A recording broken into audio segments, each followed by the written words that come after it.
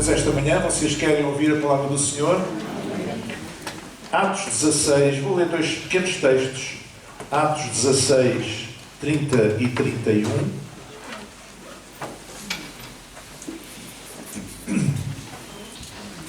Este primeiro texto fala sobre a prisão de Paulo e Silas na cidade de Filipos. Quando depois deles estarem presos no cárcere interior, digamos na cela mais segura da prisão, Deus enviou um pequeno sismo que fez abanar aquela casa e as portas das cadeiras abriram-se, das celas abriram-se, rebentaram os ferrolhos e os presos poderiam fugir. E o carcereiro pensou, bom, eles vão fugir e eu, depois, de acordo com a lei romana, eu terei que pagar com a minha própria vida, então eu vou-me suicidar. E Paulo e Silas disseram, não faças isso, ninguém fugiu, estão todos aqui. E certamente que o carcereiro já tinha ouvido Paulo e Silas cantarem louvores durante a noite, à meia da noite, cantarem louvores, e os outros presos escutavam, e ele também escutou, com certeza. Então, ele estava trêmulo, estava apavorado, e tirou Paulo e Silas para fora da cela e perguntou, senhores, que é necessário que eu faça para me salvar? E eles disseram, crê no Senhor Jesus Cristo, e serás salvo, tu e a tua casa. E eu gostava que vocês repetissem, tu e a tua casa. Outra vez. Tu e a tua casa. Amém. Agora vamos a um outro texto, em João, Evangelho de João, capítulo 10, versículos 15 e 16.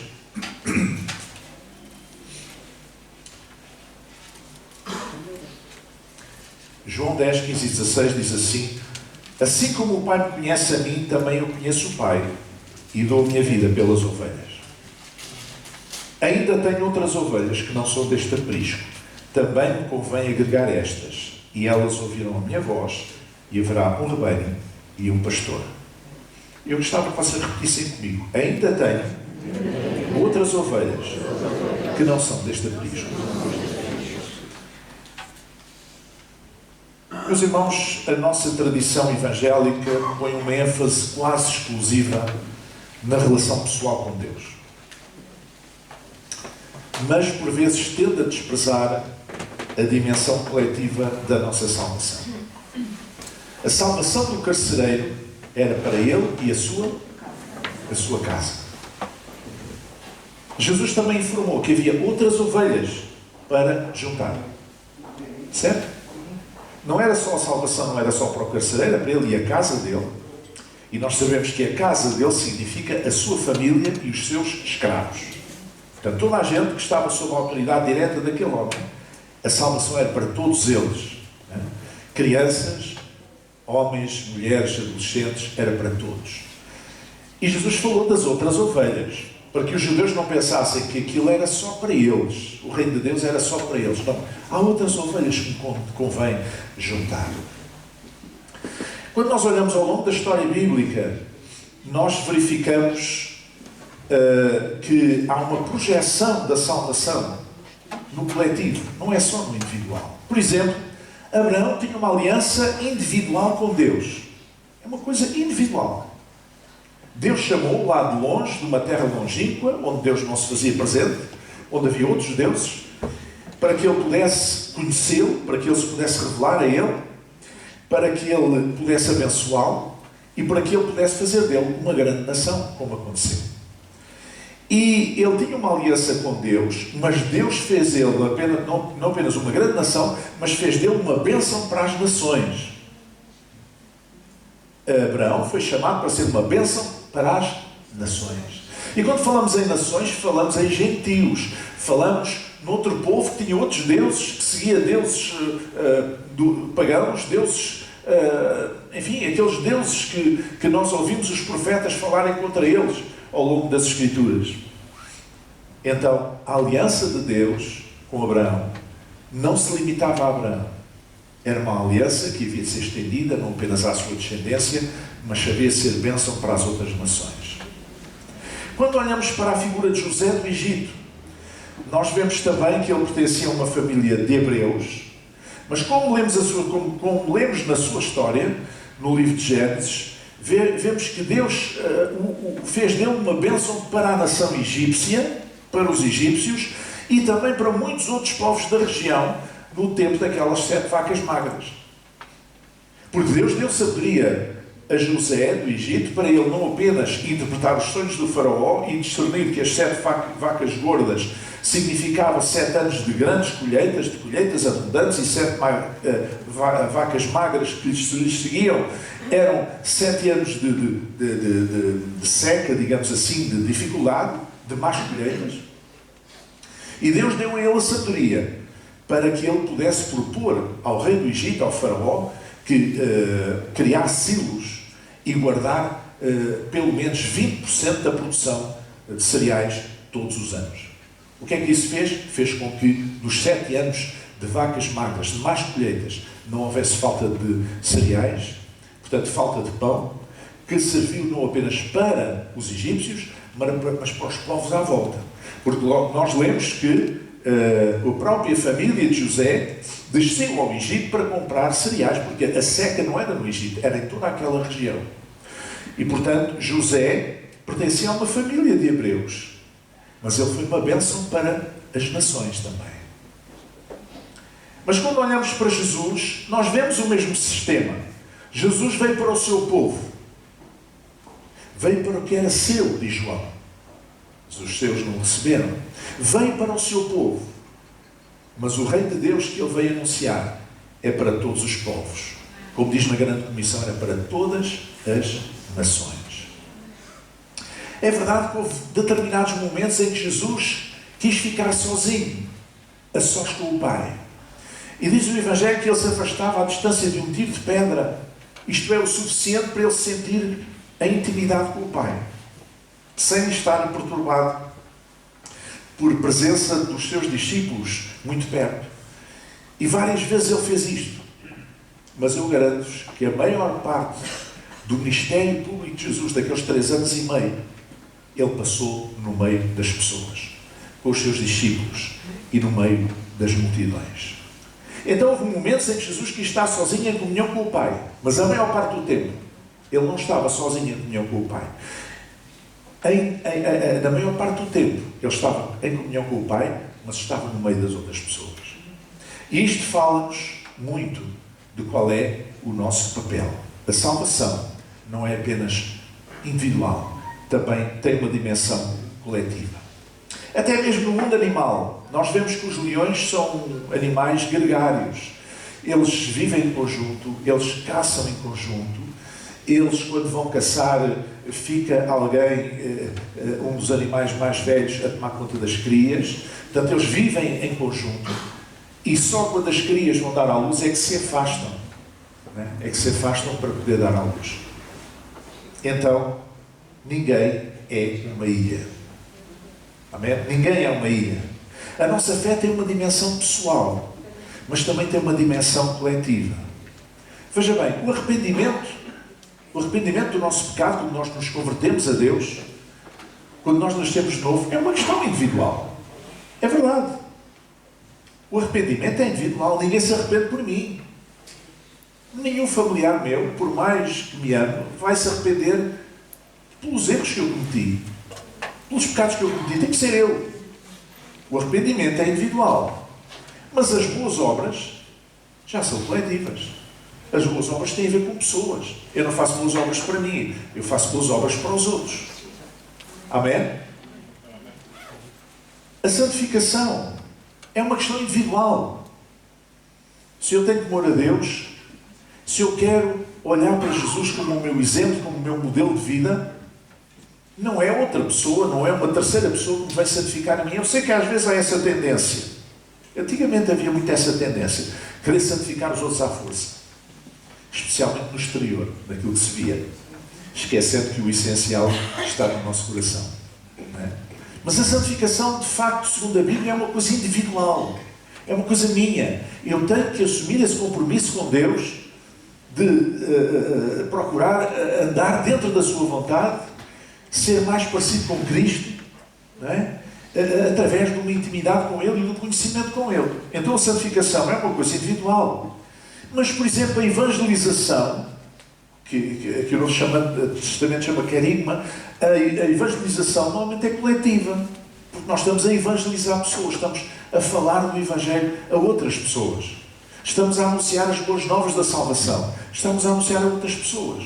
Eu não me vou evangelizar a mim próprio, se eu já sou filho de Deus. Se eu já tenho um compromisso com Cristo, eu vou evangelizar os outros. Então há aqui uma dimensão coletiva também. O discipulado é uma coisa individual. Quando eu me converto a Jesus e quero crescer na fé, quero crescer, dar os primeiros passos no conhecimento de Deus, normalmente alguém poderá ajudar-me, alguém com mais experiência na fé poderá ajudar-me. Mas eu sou um discípulo e o meu caminho como discípulo tem que ser feito por mim. Ninguém vai fazer por mim. Podem-me ajudar, podem-me acompanhar, mas eu é que tenho que tomar essa decisão. Então o discipulado é individual. Mas aquilo que a Bíblia chama o serviço, ou a diaconia, o serviço, geralmente é coletivo. Quando eu sirvo a Deus, não estou a servir-me a mim, eu estou a servir os outros. Porque, como eu digo sempre, Deus não precisa do meu serviço para nada. Para Ele. Ele tem lá os anjos em cima. Então Ele espera é que eu possa servir os outros, servindo Deus, servindo através dos outros. Então o serviço é coletivo. Se o discipulado é individual, o serviço tem uma dimensão coletiva. Mas se formos olhar para a intimidade com Deus, é individual. Ninguém pode ser íntimo de Deus por mim. Ninguém pode ser íntimo de outra pessoa em meu lugar, em meu nome. Não. Eu é que tenho que ser. Se eu quero ter intimidade com Deus, sou eu que tenho que me prestar a isso. Não é outra pessoa por mim. A intimidade com Deus é individual. Mas o testemunho, geralmente, é coletivo. Porque nós estamos a dar testemunho a outras pessoas. E podemos dar testemunho com palavras ou sem palavras. E, aliás, como alguém disse, dê testemunho, se for preciso, com palavras. Ou seja, nós pensamos que dar testemunho é sempre falar. Às vezes, os silêncios falam mais do que as palavras. As atitudes falam mais do que as palavras, com certeza. É? Então, se a intimidade com Deus é individual, o testemunho de Jesus é coletivo. Jesus disse: ser minhas testemunhas. Jesus disse: ir por todo o mundo. Esse testemunho é coletivo. A consagração a Deus é individual. Mas a comunhão, koinonia, como é chamado no Novo Testamento, é coletiva. Eu não posso ter comunhão apenas comigo próprio. Eu tenho que ter comunhão com os outros. O sentido da comunhão é o sentido de comunidade. É o sentido de eu estar ombro a ombro com os outros. Frente a frente com os outros. É eu ser para os outros. Não é? E, portanto, se eu me consagro a Deus, sou eu que me consagro, não é o meu vizinho, nem a minha mulher, nem os meus filhos que se consagram a Deus por mim. A minha consagração a Deus é um assunto individual. Mas a comunhão, a minha comunhão, é com os outros. Tem uma dimensão coletiva. A adoração é individual. O que é adorar a Deus? É ficar aos seus pés e maravilhar-nos por aquilo que Ele é, pela sua essência, pelas suas qualidades, por aquilo que nós percebemos de Deus, por aquilo que nós sentimos de Deus na nossa vida, da intervenção de Deus na nossa vida. Deus é bom, cantamos às vezes, nós sentimos essa bondade de Deus. Deus é fiel às suas promessas, nós sentimos essa fidelidade. Aquilo que nós sentimos de Deus, nós adoramos a Deus por aquilo que Ele é, pelo seu caráter, por aquilo que Ele é. Isto é uma questão individual. Mas se é assim, já o louvor a Deus é uma atitude coletiva. Ou seja, porque nós louvamos a Deus pelas suas obras. Glorificamos a Deus por aquilo. E quando ouvimos um testemunho de alguém que Deus interviu na sua vida e essa pessoa vem e partilha com a igreja e a igreja diz: glória a Deus. Este é um louvor que é coletivo, tem uma característica coletiva. Nós glorificamos a Deus por aquilo que Ele faz. Isso é coletivo. não é? A igreja agradece a Deus por aquilo que Ele faz. Mas quando eu adoro, sou eu que estou ali aos seus pés. Estou ali como Maria, deitando aquele nardo puríssimo aos seus pés e enxugando pelos meus cabelos. Isso é adoração. A adoração é individual, mas o louvor geralmente é coletivo. A meditação da palavra de Deus é uma coisa individual. Eu poder ler a palavra e refletir sobre ela, meditar sobre ela. Não é só ler à pressa para dizer que já li a Bíblia 500 mil vezes, desde que sou crente, ou não sei quantas vezes este ano. Não é assim. A Bíblia não é para ser lida ao metro. Ok? De empreitada, não. Não é assim. A Bíblia é para ser lida e para se meditar nela. Para dar tempo e espaço para que o Espírito Santo nos possa revelar o sentido destas palavras. Porque há pessoas que leem a Bíblia e nem param para tentar entendê-la. Nem fazem nada para tentar perceber o que é que isto significa. O que é que isto tem a ver com a minha vida hoje. Porque a palavra de Deus existe para nos afetar hoje, no sentido positivo, para impactar a nossa vida hoje. Quando eu reflito, quando eu leio e medito na palavra de Deus, eu estou a abrir a porta ao Espírito Santo para que essa palavra se torne viva na minha vida e possa provocar efeito. Amém? Então, a meditação na palavra é uma coisa individual. É individual. Quando eu medito, sou eu que estou a meditar. Ninguém está a meditar por mim. Sou eu que estou a meditar. Estou a meditar na perspectiva de perceber o que é que isto tem a ver comigo. O que é que isto me diz hoje? Alguma coisa que aconteceu há não sei quantos mil anos e que Deus falou desta maneira. Está bem, mas o que é que eu tenho a ver com isto? E você precisa meditar, dar tempo para que o Espírito Santo possa revelar-lhe o que é que aquilo tem a ver consigo. E eu garanto que tem muito a ver connosco. Amém? Então, a meditação da palavra é individual. Mas o estudo da palavra, que é chamada didaquê, geralmente é coletivo. Quando nós ensinamos a palavra, quando nós fazemos estudos bíblicos, é alguma coisa coletiva. O estudo da palavra é coletivo. A meditação é individual, mas o estudo é coletivo. Nós, à sexta-feira, estamos a estudar a carta aos Gálatas. Enfim, estamos ali, um grupo, não é?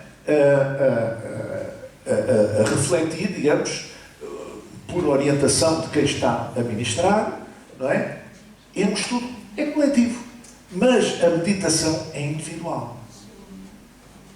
Já a oração pode ser individual ou pode ser coletiva. Não é? A Bíblia ensina que as duas modalidades, tanto de orarmos individualmente, e temos muitos casos na Bíblia que demonstram isso, não é? Comprovam isso. Oração individual, de vários tipos de oração, de ação de graças, de petição, de intercessão, portanto, em favor dos outros, etc. A oração pode ser individual, mas também a oração coletiva. O Novo Testamento fala-nos de muitos casos em que a igreja orava. Quando Pedro foi preso e João, a igreja orava por eles. A igreja, oração coletiva. Amém? Nós, por vezes, corremos o risco de nos deixar influenciar pelo pensamento pós-moderno. Que a essência do pós-modernismo é o hiperindividualismo. É a pessoa pensar a partir de si mesmo e para si mesmo. Não é nada. E tudo isto começou com o modernismo, que começou a chamar a atenção de que a pessoa, o indivíduo, era um cidadão e, portanto, tinha direitos próprios. Porque no mundo antigo, a pessoa não tinha direitos. As pessoas não tinham direitos. As pessoas eram um número. Não tinham quaisquer direitos. A maior parte da população não tinha direitos. Apenas as elites. E o modernismo vem mostrar que a pessoa em si tem uma dignidade própria, enquanto cidadão. E, portanto, tem deveres e também tem direitos. E o mundo moderno foi construído sobre esta ideia, o primado da pessoa humana. Não é? A importância da pessoa analisar por si, da pessoa pensar por si, da pessoa decidir por si. A própria ideia moderna da democracia vem daqui, de cada pessoa poder votar de acordo com aquilo que a pessoa pensa. Não é? Com o seu pensamento. Não sei se vota bem, se vota mal, não interessa, mas é o que a pessoa exprime naquele momento, tem o direito de o fazer. Então a ideia do individual vem a partir daí. Mas, entretanto, nós passámos para outra fase pós-moderna, digamos assim, em que esse individualismo foi extremado. Agora é um hiperindividualismo, em que a pessoa só pensa nela e não pensa no grupo. E é por isso que nós vemos tanto egoísmo dos homens e das nações. E muitas vezes nós podemos ser afetados por este pensamento pós-moderno. A minha salvação. Está bem. Mas Deus não quer salvar só a si, quer os outros também. Tu e a tua casa. As outras ovelhas. O assunto não é só comigo. Jesus morreu por mim. Desculpe, Jesus morreu por si, pelo outro, pelo António, pelo Zé, pela Maria, por todos. Ok? Nós temos muita tendência de nos querer apropriar da obra de Deus, nos querer apropriar da graça de Deus em nosso favor exclusivo. Até alguns pensam que a Bíblia é só de uma determinada linha de cristãos. Os outros cristãos não têm o direito de usar a Bíblia. E, portanto, há pessoas que pensam isto. E muitas vezes nós olhamos para a minha salvação. A minha relação com Deus, a minha salvação, eu, e esquecemos que o alcance da salvação de Deus é para todos. Até nos esquecemos que Jesus não ensinou a oração do Pai meu. Foi do Pai Nosso. É? Pai Nosso ensinou Jesus os discípulos a orar. Ele podia ter dito ao Pedro, tu oras assim, Pai meu, ó André, Pai meu, ó Tiago, Pai meu. Não, ele disse, Pai Nosso. Pai Nosso. O nosso significa comunidade, significa coletivo. O Deus é de todos. A salvação é para todos. É verdade que Deus lida com cada um de uma maneira, mas a coisa não se esgota aí. Tem que ir mais longe.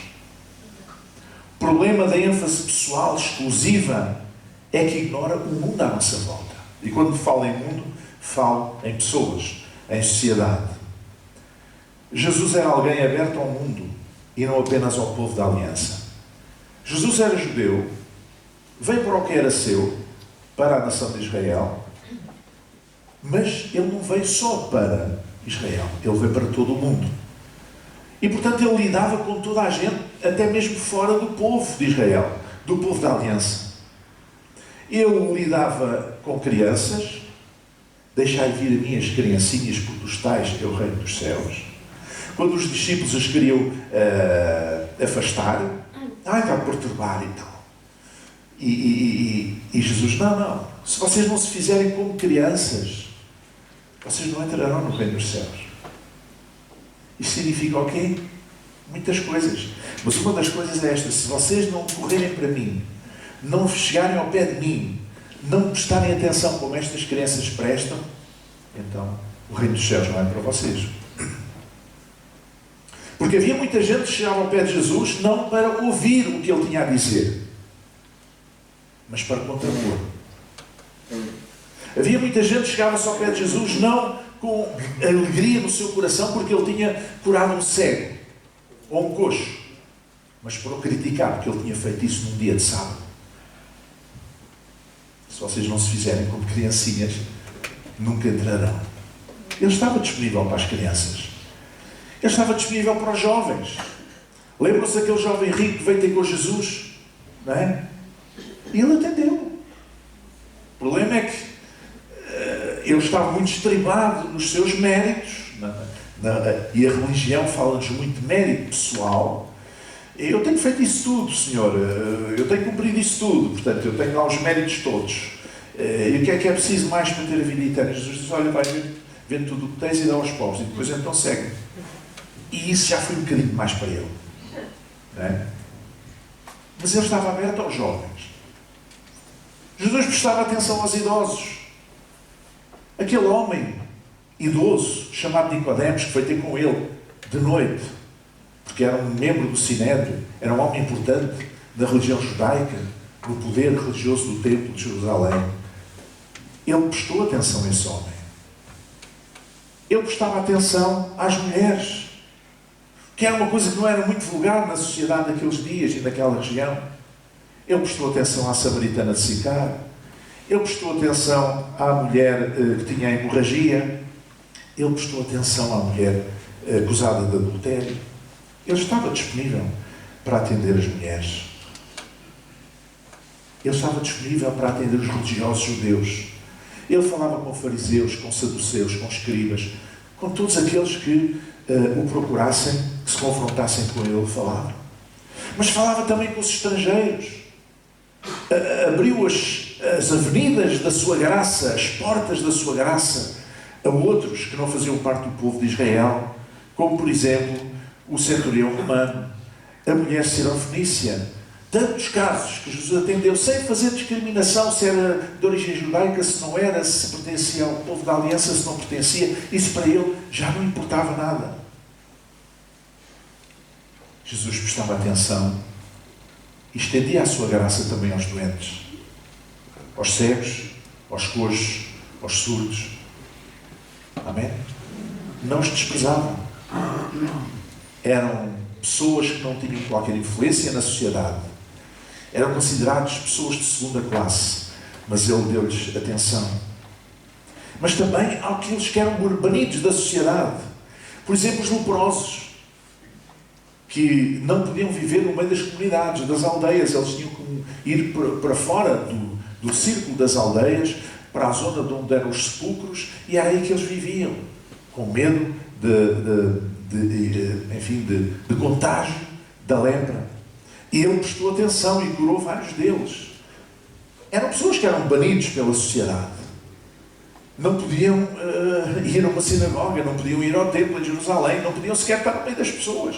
Tinham que viver à parte. Jesus prestou-lhes atenção. Jesus prestou atenção também a outras pessoas banidas da sociedade, e até na sua morte ele tinha um ladrão ao lado esquerdo e outro ao lado direito. 2 malfeitores a quem ele prestou atenção. Jesus prestou atenção aos ricos. É verdade. Prestou atenção aos ricos. Veja o caso de Zaqueu. Não é? E por Jesus sabia que no seu coração havia o desejo de o conhecer. Ele, quando ia lá passar, olhou para cima, em cima daquela figueira, lá estava o Zaqueu, e disse: olha, Zaqueu, desce depressa, porque hoje me convém repousar na tua casa. E ele entrou na casa daquele homem rico. E a sua simples presença mudou a vida daquele homem. Sabe, muitas vezes não é preciso muitas palavras. As pessoas não precisam de ouvir condenação. Há muitos púlpitos, muitos lugares onde a primeira palavra é uma palavra de condenação, para as pessoas que têm um estilo de vida diferente do nosso. Jesus entrou na casa de Zaqueu, não disse uma palavra de condenação. De acordo com a Bíblia, não disse uma palavra de condenação. Mas a simples presença de Jesus, daquele que é santo, no meio daquela casa, dentro daquela casa, à mesa, no lugar de honra, foi suficiente para mudar o coração daquele homem. E ele, espontaneamente, ele disse: ó Senhor, aquilo que eu tenho roubado nos impostos, eu vou restituir 4 vezes mais. Não foram precisas palavras. Foi apenas a disponibilidade de Jesus. A sua presença santa no meio daquela casa criou impacto na vida daquele homem. E se nós formos como Jesus, não precisamos de muitas palavras. Se nós formos como Jesus, a nossa simples presença pode fazer mudar as coisas. Mas ele também prestou atenção aos pobres. Como, por exemplo, o cego Bartimeu, que vivia de esmolas, senão morria à fome, às portas da cidade de Jericó. E a tantas outras pessoas. Amém? Uma das maiores ilusões religiosas que nós enfrentamos por vezes é uma interpretação errada daquele texto bíblico lá de Mateus que diz: edificarei a minha igreja, diz Jesus, e as portas do inferno não prevalecerão contra ela. E as pessoas, de uma maneira geral, muitas pessoas pensam: bom, as portas do inferno não prevalecerão contra a igreja, então a igreja vai estar fechada, eu estou lá dentro, e fechamos as portas para o diabo não entrar. Isso é uma atitude infantil do ponto de vista espiritual. Isso é isolacionismo. Porque o mesmo Jesus que disse isto, foi o mesmo Jesus que diz que nós fomos chamados para brilhar na cidade. Vós sois a luz do mundo.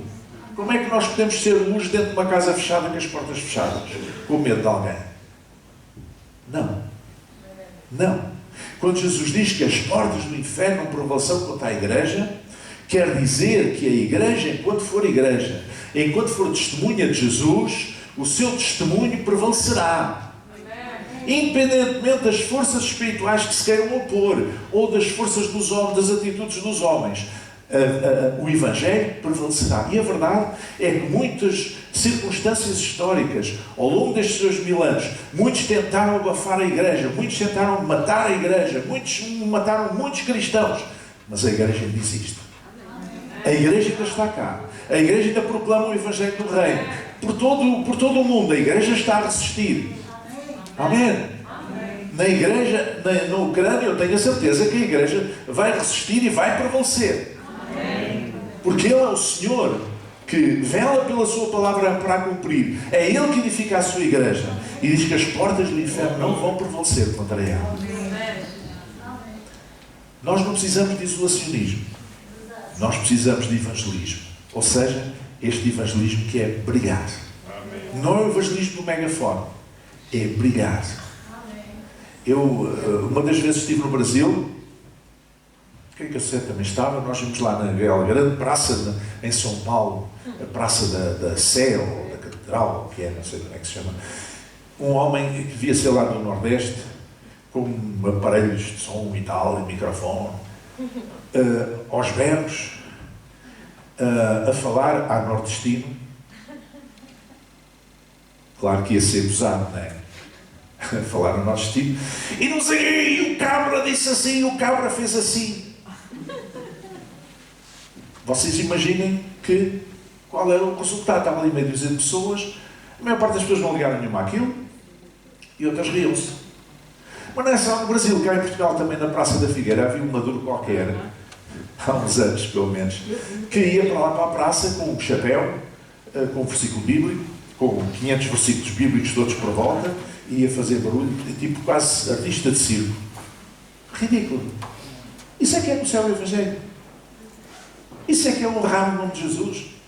Você acha que por dizer, debitar versículos bíblicos, está a honrar o nome de Jesus?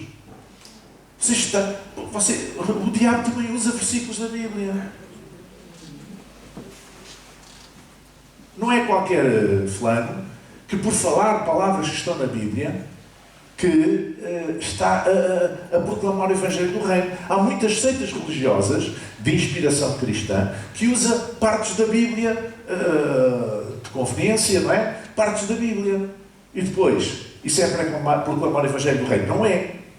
Isso é adulterar a palavra de Deus. Adulterar o Evangelho. As boas novas de salvação é outra coisa. Então nós não precisamos de isolacionismo, nem precisamos de exibicionismo. Nós precisamos de evangelismo. Nós não podemos esquecer nem menosprezar a dimensão coletiva da nossa salvação. Nós não podemos tapar os olhos a essa realidade e esquecer os que estão à nossa volta. Veja bem esta imagem que está atrás de mim. Esta mulher está a tapar os seus olhos e está no meio da multidão. É como se ela quisesse estar sozinha, ela não quer ver ninguém.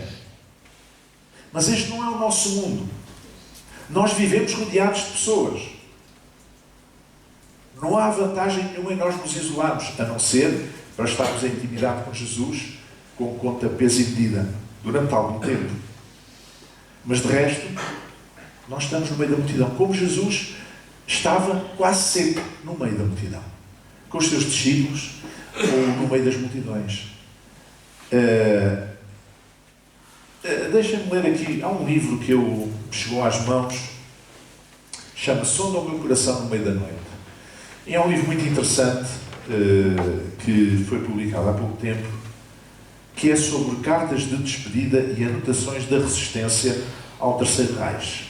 Portanto, são pessoas que morreram nos campos de concentração nazis durante a Segunda Guerra Mundial e que, portanto, estes textos foram coligidos, foram agrupados e deu este livro. E alguns destes são pastores e padres também que se levantaram contra o nazismo, desde logo quando, portanto, os nazis, quando chegaram ao poder, fizeram uma lei em que diziam que ninguém podia dar trabalho a judeus, nem ajudá-los em coisa nenhuma, portanto, digamos, ostracizá-los, e estas pessoas, estes homens, pastores e padres, pessoas que se levantaram contra isso e falaram nas suas igrejas contra isso, e foram presos e morreram nos campos de concentração. Há um que diz assim, a certa altura: só há felicidade em Deus e unicamente em Deus. Tudo o que é terreno é efêmero, é vaidade, no sentido que diz lá em Eclesiastes. Vaidade, tudo é vaidade, tudo é superficialidade. Com certeza não devemos viver de costas para o mundo, mas havemos antes de trabalhar com todas as nossas forças nas coisas terrenas, seja na política, na economia, na cultura, etc., de modo que procuremos dar o melhor de nós para conformar estas coisas com a vontade de Deus. Este homem dizia que os cristãos deviam estar na sociedade para procurar influenciar para que aquela sociedade fosse mais conforme a vontade de Deus. É isto que é Jesus, era isto exatamente que Jesus queria dizer quando disse: vós sois o sal da terra. O sal que se usava naquele tempo para impedir que os alimentos se estragassem, apodrecessem. Não é? Vós sois o sal da terra. Nós temos essa função também. Estar no meio da massa. Estar no meio da sociedade, para evitar que apodreça completamente. Para que a luz de Cristo, com a nossa presença, possa brilhar. Amém? É para isso que nós somos chamados. Não para um isolacionismo, para estarmos isolados, nem para sermos exibicionistas, mas para sermos testemunhas de Jesus Cristo, como Ele nos ensinou. De facto, nós não somos chamados para amar o sistema humano. Não ameis o mundo, nem tudo o que o mundo há. Se alguém ama o mundo, o amor do Pai não está nele, diz João. Certo? Mas o que é que quer dizer o mundo? O mundo é o sistema deste mundo. A lógica deste mundo. A forma como as pessoas funcionam. As pessoas que não têm Deus na sua vida, que não têm uma linha de rumo, não conhecem as veredas da justiça de Deus. Como é que elas funcionam? Não se conformem com isso. Não os imitem. Não façam as mesmas coisas que eles fazem. Não procurem resolver os problemas da mesma maneira. Então nós não somos chamados para amar o sistema do mundo. Mas o mesmo Jesus que disse isto também disse que devíamos amar o próximo e até mesmo o nosso inimigo. Isto é, devíamos amar as pessoas sem qualquer distinção. Se eu estiver afastado de toda a gente, isolado, eu não amo as pessoas. Eu só posso amar as pessoas se eu estiver no meio delas, se eu me relacionar com elas, se eu souber o que é que elas pensam, se eu me interessar pelos problemas delas, se eu me rir com os que se riem e chorar com os que choram. Então eu estou no meio das pessoas. Então eu amo as pessoas. Amém? Eu não amo as pessoas se eu estiver afastado delas, se eu não tiver contactos com elas, ou se eu simplesmente dizer: espera aí, vou ali fazer evangelismo, e chego lá com o megafone e digo meia dúzia de banalidades no sentido, enfim, chavões evangelísticos, ou a tirar não sei quantos versículos e venho-me embora. Não, isso não é amar as pessoas. Amar as pessoas é estar no meio delas, é dar-nos a conhecer. Irmãos, toda a minha vida, desde que eu sou pastor, toda a gente sabe com quem eu me relaciono, e relaciono com muita gente na sociedade, em vários contextos. Toda a gente sabe que eu sou cristão. E a esmagadora maioria das pessoas sabe que eu sou pastor. E toda a gente me respeita. estarmos no meio das pessoas. Nós não podemos mais praticar aquele evangelho do toque e foge. Chego aqui, vou fazer aqui uma coisa, vou fazer uma ação de rua. E tal, não sei quem, e tal, Jesus, e tens seguidores e tal, e quem querer for batizado será salvo, e não. Depois agarra para trás e vai embora. Então e as pessoas? Então e as dúvidas que as pessoas têm? Então e aquilo que as pessoas querem falar? Ou então quando alguém vem ter connosco, um colega de trabalho, e cheio de problemas, cheio de carregadinho de problemas, e nós dizemos assim: tu precisas é te arrepender. Como? É isso que a pessoa precisa de ouvir. A pessoa precisa de ouvir o Evangelho. O Evangelho são as boas novas do amor de Deus. Porque Deus amou as pessoas de tal maneira que enviou o seu Filho. Isto é o Evangelho. Isto sim, isto é o Evangelho. Amém? Amém? Nós somos chamados para envolver toda a gente. E agora o tempo já vai.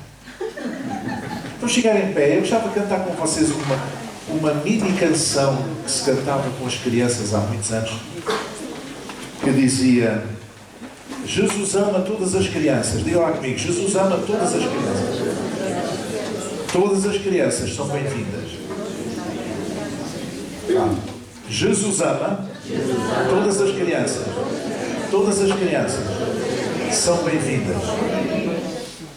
Então é assim: Jesus ama todas as crianças, Jesus ama todas as crianças, Jesus ama todas as crianças são bem-vindas. Exatamente. Qual é? Jesus ama todas as crianças, Jesus ama todas as crianças, Jesus ama todas as crianças são bem-vindas. Mas não é só as crianças, é toda a gente. Senhor nosso Deus e Pai, nós louvamos e exaltamos o Teu nome esta manhã.